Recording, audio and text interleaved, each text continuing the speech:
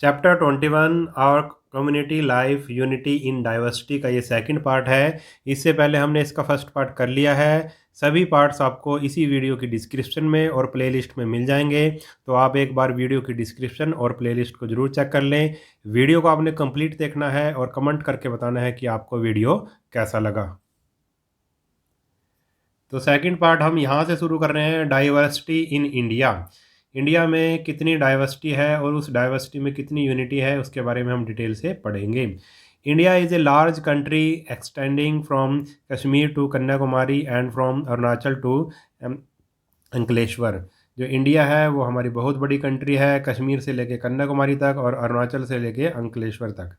Variety of climatic conditions, soil, irrigation method, cultural and religious background symbolize diversity in various field। जो हमारे variety of climate condition, हमारे जो देश में कई तरह का क्लाइमेट है, कई तरह का मौसम है, कई तरह की मिट्टी पाई जाती है, कई तरह के इरिगेशन मेथड हैं, सिंचाई के जो फसलों को पानी देने के तरीके अलग अलग हैं। हमारा जो कल्चर है, ठीक है, कई तरह का कल्चर है। और रिलीजियस बैकग्राउंड, यहाँ पर कई तरह के धर्म को मानने वाले लोग हैं, ठीक है। इससे हमें ये पता लगता है कि इंडिया में कितनी डाइवर्सिटी है। डाइवर्सिटी का मतलब इंडिया में कितनी अलग अलग तरह के लोग, अलग अलग तरह के विचार और अलग अलग तरह का मौसम, मिट्टी, ठीक है, ये सभी डाइवर्सिटी में आ जाता है कि भाई अलग अलग तरह की चीज़ें हैं इंडिया में। इंडिया छोटा सा नहीं है, इंडिया बहुत बड़ा है और यहाँ पे हर एक चीज़ में वैरायटी पाई जाती है। If you try to observe the food habit of people, the cloth they wear and work they do in different part of the country, you will clearly notice the variety and diversity of different region। if you try to observe the food habit, अगर आप देखोगे, ध्यान से देखोगे food habit of people, लोगों के खाने पीने का तरीका, उनके कपड़े पहनने का तरीका, ठीक है, work they do in different part of the country, अपने जो देश में वो अलग अलग पार्ट में काम करते हैं, you will clearly notice the variety and diversity of different region. आपको पता लग जाएगा कि इंडिया में कितनी तरह की वैरायटी है और कितनी तरह की डाइवर्सिटी है। अलग अलग क्षेत्रों में अलग अलग तरह की वैरायटी है, मतलब लोग अलग अलग तरीके का खाना खाते हैं, अलग अलग तरीके के कपड़े वगैरह पहनते हैं, ठीक है। Even within a region, the lifestyle is very much different in rural and urban area. और किसी एक पर्टिकुलर रीजन की बात भी करें, किसी एक स्टेट की बात करें या किसी उस स्टेट की डिस्ट्रिक्ट की बात भी करें, तो आप देखोगे कि लाइफस्टाइल बिल्कुल अलग अलग लाइफस्टाइल है, जीने का तरीका बिल्कुल अलग है। गांव में चले जाओगे वहाँ पे तरीका अलग है जीने का, और शहरों में चले जाओगे, शहरी एरिया में चले जाओगे तो वहाँ पे अलग तरीका है। It is so because the lifestyle of the people is directly related to their physical surrounding। और जो लाइफस्टाइल होता है, जो लोगों के जीने का जो ढंग होता है, वो किससे रिलेट करता है, फिजिकल, वहाँ की जो फिजिकल सराउंडिंग्स है, कि वहाँ के आसपास की फिजिकल सराउंडिंग, यानी कि वो वहाँ वो किस तरह, मतलब किस जगह पे रहते हैं वो। मान लो मैदानी जगह है, पहाड़ी जगह है, या फिर नदी के किनारे है, या फिर कुछ भी हो सकता है, जो भी फिजिकल सराउंडिंग्स हैं, ठीक है, जो नेचुरल सराउंडिंग्स हैं, जो मतलब नेचर ने जो दी है हमें सराउंडिंग्स, उससे वहाँ के लोगों की लाइफस्टाइल पर असर पड़ता है। Influenced by various historical, geographical, social and economic factors, the diversity in India has provided us a glorious past and a rich heritage and a rich cultural heritage। और जो हमारा जो कल्चर है, ठीक है, वो किस किस से इन्फ्लुएंस हुआ है। हिस्टोरिकल फैक्टर हैं कई, जियोग्राफिकल फैक्टर हैं, सोशल फैक्टर हैं, इकोनॉमिक फैक्टर हैं। इन फैक्टर के कारण the diversity in India has provided us glorious past. जो हमारी जो डाइवर्सिटी है इंडिया की, उसमें उसका एक क्या है, ग्लोरियस पास्ट है, बहुत ही अच्छा जो पास्ट है। और हमें क्या मिला है, एक बहुत ही रिच कल्चर मिला है हमें विरासत के रूप में, ठीक है। देखो हमारे देश में कई तरह के लोग रहते हैं, बाहर से भी आए थे लोग, ठीक है, बाहर दूसरी दुनिया से, बाहर से भी लोग आए थे, दुनिया के देशों से दूसरे, ठीक है। तो उसके कारण भी हमारे देश के कल्चर में फ़र्क पड़ा है, ठीक है, उसको हम आप कह सकते हैं कि मजबूती मिली है। जियोग्राफिकल कुछ है, अलग अलग क्षेत्रों के लोग अलग अलग तरह से रहते हैं, ठीक है, वो भी हमारा कल्चर बनाती है। सोशल है जो हमारा समाज है, और जो हमारे इकोनॉमिक फैक्टर हैं, अलग अलग तरह के इकोनॉमिक फैक्टर हैं, कोई अमीर है, कोई गरीब है, कोई मीडियम है, ठीक है। इसके कारण इंडिया में क्या है, डाइवर्सिटी है, ठीक है। This has paved the way for unity in diversity. और इन्हीं फैक्टर्स के कारण ही, ठीक है, हमारे जो इंडिया में यूनिटी इन डाइवर्सिटी, अलग अलग होते हुए भी, अलग अलग होते हुए भी हम क्या हैं, यूनाइट हैं, इकट्ठे हैं, ठीक है। अब unity in diversity, unity in diversity का मतलब है अनेकता में एकता। हमारे देश में कई तरह की अनेकता है, मतलब डिफरेंट डिफरेंट कल्चर है, फिर भी हम एक हैं, उसके बारे में हम पढ़ेंगे। The Indian unity is not something impose from outside. जो इंडिया की जो यूनिटी है, जो एकता है, वो बाहर से उसको लादा नहीं गया है, ठीक है, यानी कि वो अंदर से एक हैं हम, ना कि बाहर से। It is the outcome of our appreciation and tolerance for different believes and custom of India. और ये ऐसा क्यों है, अंदर से हमने क्यों कहा है कि हम अंदर से यूनाइट हैं, अंदर से इकट्ठे हैं? इसका मतलब ये है कि जो हम सभी धर्मों का और सभी जितने भी हमारे तरह की संस्कृति है, सभी का हम क्या करते हैं, एक दूसरे उसको अप्रिशिएट करते हैं, उसकी प्रशंसा करते हैं, और एक दूसरे के विचारों को, उनके रीति रिवाजों को क्या करते हैं, मानते हैं, सहन करते हैं, ठीक है। इसीलिए हमारा इंडिया एक है, यूनिटी है हमारे इंडिया में। In fact India's unity's diversity is a unique feature which has always been our source of strength. और यही यूनिटी इन डाइवर्सिटी, अनेकता में एकता, ये हमारा यूनिक फीचर है, बिल्कुल अनूठा एक फीचर है, जिसके कारण ही हमारे देश को ताकत मिली है। For example, the harvest festival are celebrated all over the country at the time of harvesting the crop. एक एग्जाम्पल लिया है कैसे हमारा देश एक है। जो हार्वेस्ट फेस्टिवल होता है, जब फसलों की कटाई की जाती है, ठीक है, तो हमारे देश में, सारे देश में उसको मनाया जाता है। जब फसलें कटती हैं, किसान फसलों को काटते हैं, तो एक त्यौहार के रूप में उसे मनाया जाता है। The happiness of farmer is expressed through festival like Baisakhi in Punjab, Onam in Kerala, Pongal in Tamil Nadu.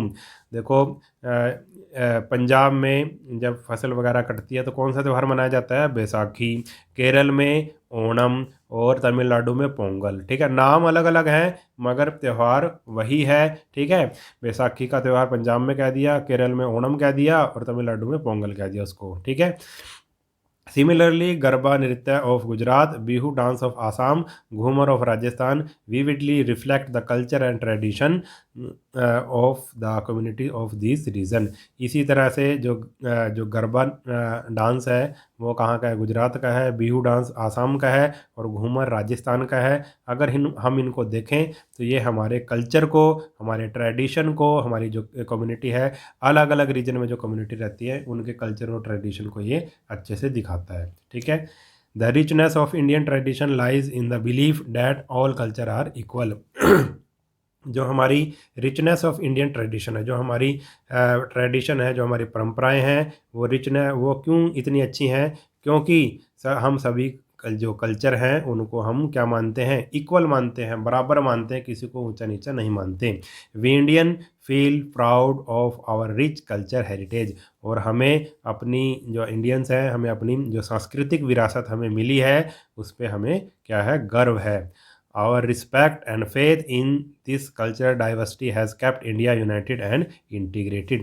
और जो हमारा विश्वास है, ठीक है, रिस्पेक्ट है इस कल्चरल डाइवर्सिटी में, जो हमारी सांस्कृतिक अनेकता है, उसमें जो हमारा विश्वास है, इसी के कारण ही हमारा जो इंडिया है वो यूनाइटेड है, इकट्ठा है और इंटीग्रेटेड है। एक ही बात है, यूनाइटेड और इंटीग्रेटेड, ठीक है।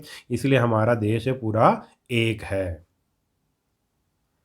अब आ गया है inequalities and constitutional provisions to safeguard them. इसमें क्या है, unfortunately increasing social and economic inequality both in rural and urban areas have led to more discrimination in society. अब कुछ गलत भी हुआ है, उसके बारे में हम पढ़ेंगे कि सोसाइटी में क्या गलत हुआ है हमारी। अनफॉर्चुनेटली, दुर्भाग्यवश क्या है भाई, increasing social and economic equality, क्योंकि जो हमारा सामाजिक और इकोनॉमिक इन इक्वालिटी बहुत ज़्यादा है हमारे देश में। इकोनॉमिक यानी कि अमीर गरीब, ठीक है, और समाज में भी किसी को ऊंचा समझा जाता है, किसी को नीचा समझा जाता है हमारे समाज में।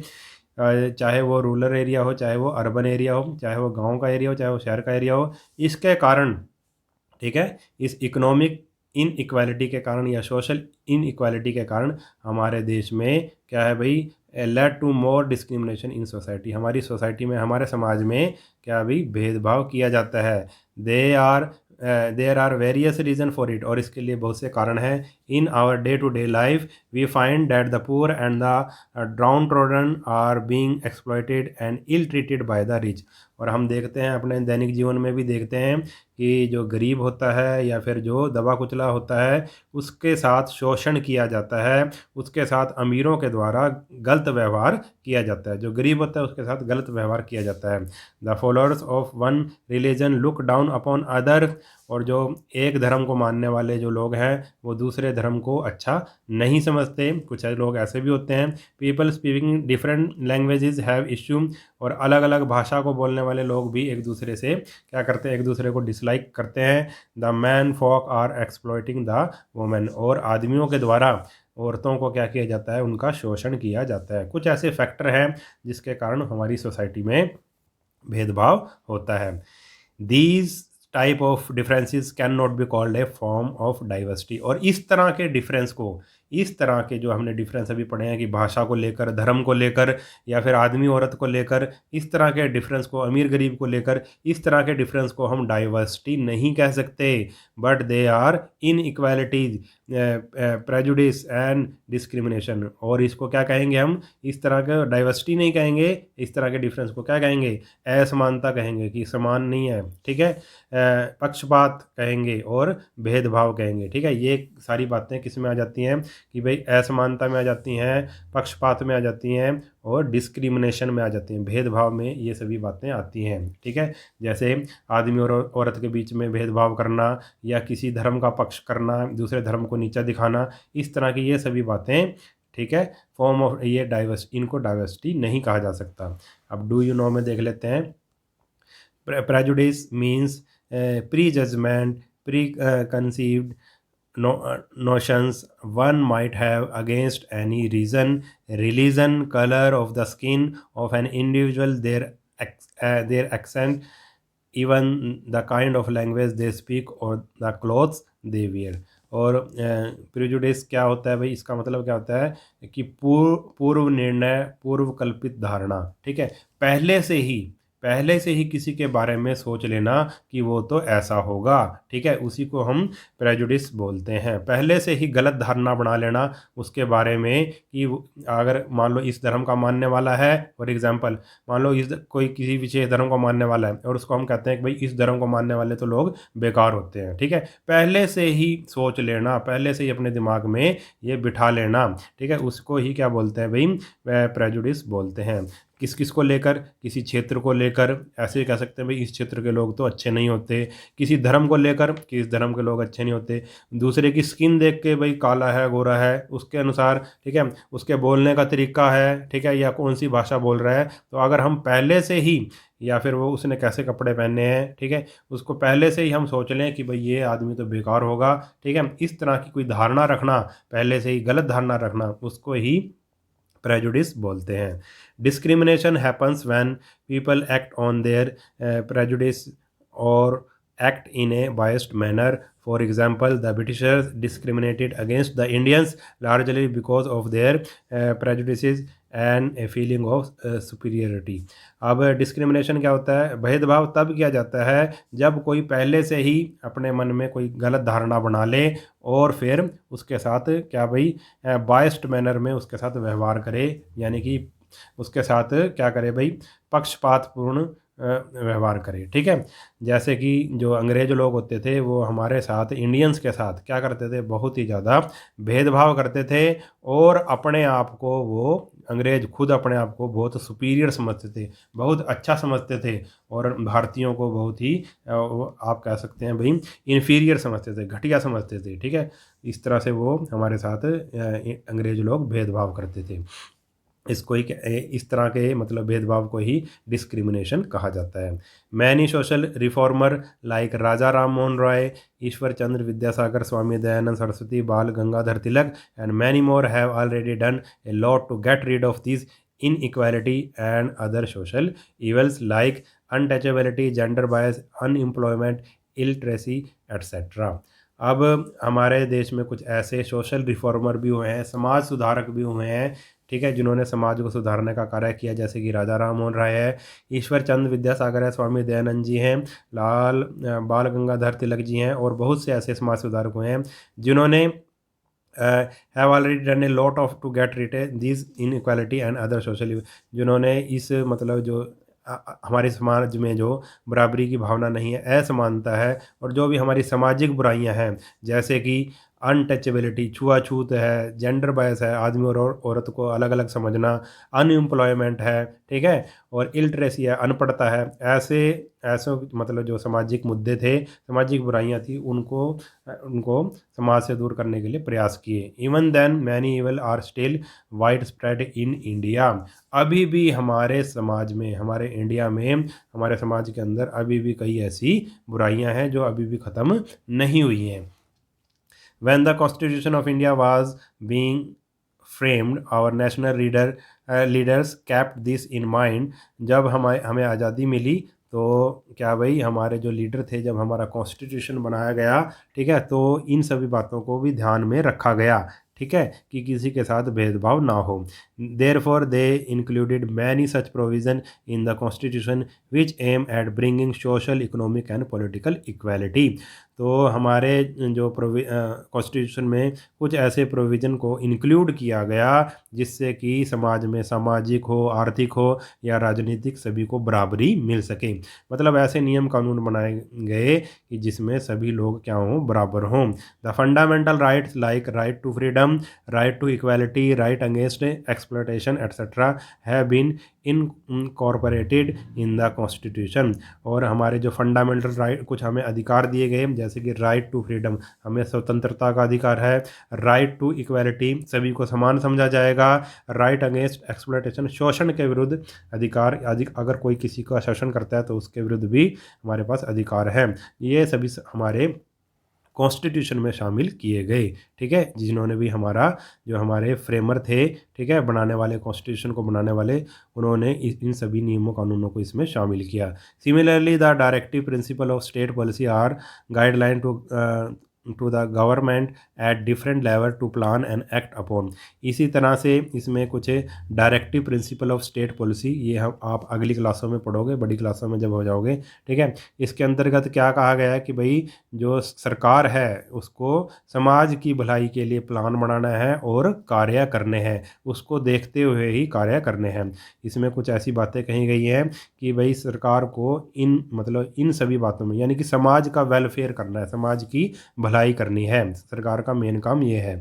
These directive principle have gone a long way in achieving the national goal of economic and social justice. और ये जो डायरेक्टिव प्रिंसिपल दिए गए हैं, अभी इन्होंने बहुत लंबा रास्ता तय करना है, जिससे हमारे नेशनल गोल हैं, जो हमारे गोल हैं वो पूरे हो सकें, जैसे कि इकोनॉमिक और सोशल जस्टिस, सभी को मतलब आर्थिक तौर से बराबर हों और सभी को न्याय मिल सके, ठीक है। You will read about this in class 7, और आप इसको क्लास 7 में पढ़ोगे।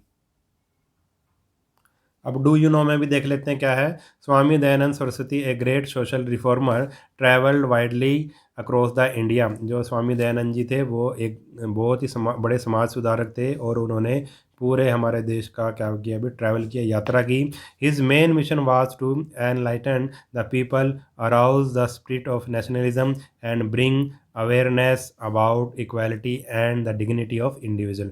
उनका जो मेन मिशन क्या था, वो लोगों को जगाना था, ठीक है, लोगों को ज्ञान देना था कि भाई वो उनमें राष्ट्र की भावना, देशभक्ति की भावना जागे, ठीक है, ब्रिंग अवेयरनेस अबाउट, और उन्हें लोगों को समानता के बारे में बताना, और हर एक मतलब सभी का क्या हो, सम्मान हो, हर एक इंडिविजुअल का, हर एक व्यक्ति का सम्मान हो, उनकी यही भावना थी, और यही इसी के लिए वो पूरे देश में घूमे। He was totally against the caste system, the root cause of a social inequality and discrimination in Indian society. और जो स्वामी दयानंद जी थे वो कास्ट सिस्टम के, जाति पाति के बिल्कुल विरुद्ध थे, क्योंकि यही इसी के कारण, जाति पाति को मानने के कारण ही हमारे देश में बहुत सी क्या है बुराइयां आई हैं, सामाजिक असमानता, और इसी जाति पाति को लेकर ही हमारे देश में भेदभाव किया जाता है।